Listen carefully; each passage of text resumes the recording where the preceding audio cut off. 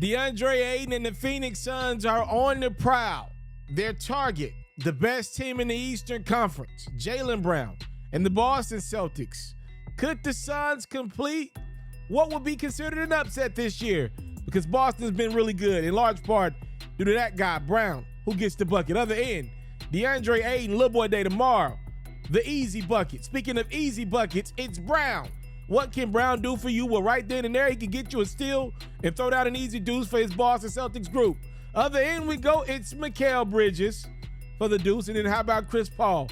Reed in the defense, getting into Jock Landale, who once again takes advantage of the smaller defender, goes Phoenix and Derek White. Chris Paul, like, I'm a small guy. I'm not going to go inside. I'll just stay on the perimeter and knock in the three. Speaking of threes, right before the half, it's Brown finding Tatum for three. Boston, though, would trail as we took a break. Third quarter, more Brown finding Tatum for three. JT, well under his average in this one, just had 20 points. Brown, though, got to his average. How about JB, 27 points, 8 rebounds, 4 assists. Celtics within striking distance. Bridges making plays for others and himself. He goes up top to Ayton for the and one. And then Bridges with the mid-range jump shot. Mikal had 25 points. Right before the end of the third, how about the rare Robert Williams jump shot? It goes as we go into the fourth. Speaking of the fourth, the Suns get some much-needed production from their bench. It's Saben Lee inside. Ish Wainwright trying to join the fun. He ends up on the Robert Williams block party. But when it was winning time, Phoenix relied on some of their big dominoes. It's Ayton. He had 14 and 10. Bridges, I already told you about his 25. Chris Paul misses there, but he had 15.6 rebounds, 8 assists.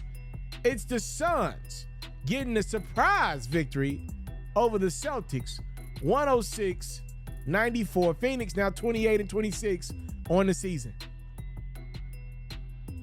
But one of the things we can't forget about in the midst of the Kyrie Irving trade saga, the 2023 edition, was that the Phoenix Suns made a legit pitch. They offered up Chris Paul and Jay Crowder reportedly alongside a couple of first-round picks for the services of Kyrie Irving to pair him alongside Devin Booker and see what you got in Phoenix. And by the way, I believe Kyrie Irving and Booker would have been a phenomenal on-the-court fit with one another. I don't know off the court, but on the court, boy, their games seem to be very compatible. But again, back to the elephant in the room. Why is nobody talking about the fact that Phoenix just tried to trade Chris Paul? Like, they're in the middle of a season. The season hasn't gone as planned. Chris Paul, clear as day, seems to be on the back nine. I mean, he's closer to the last 3 holes than just to be on the back nine. It is close to the end for Chris. His health is declining. His ability to score the basketball, which is one of the things I've always loved so much about Chris, it comes and goes. It comes a lot less nowadays than it used to in the past.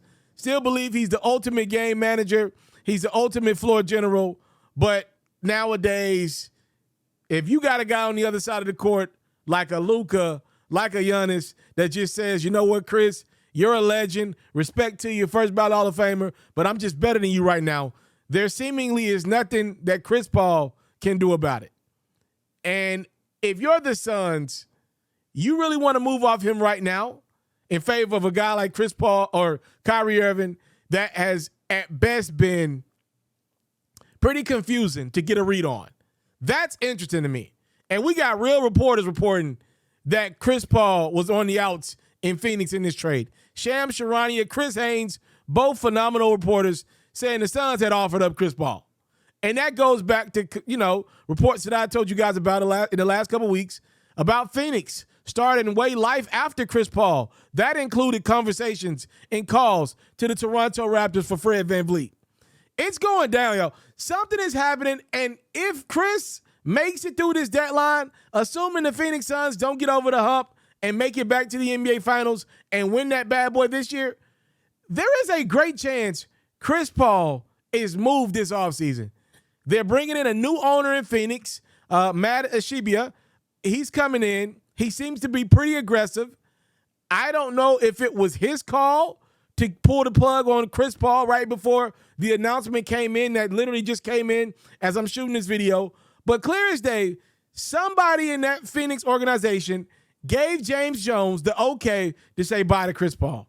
And I think it is one of the most intriguing storylines as we get closer and closer to the playoffs and offseason 2023.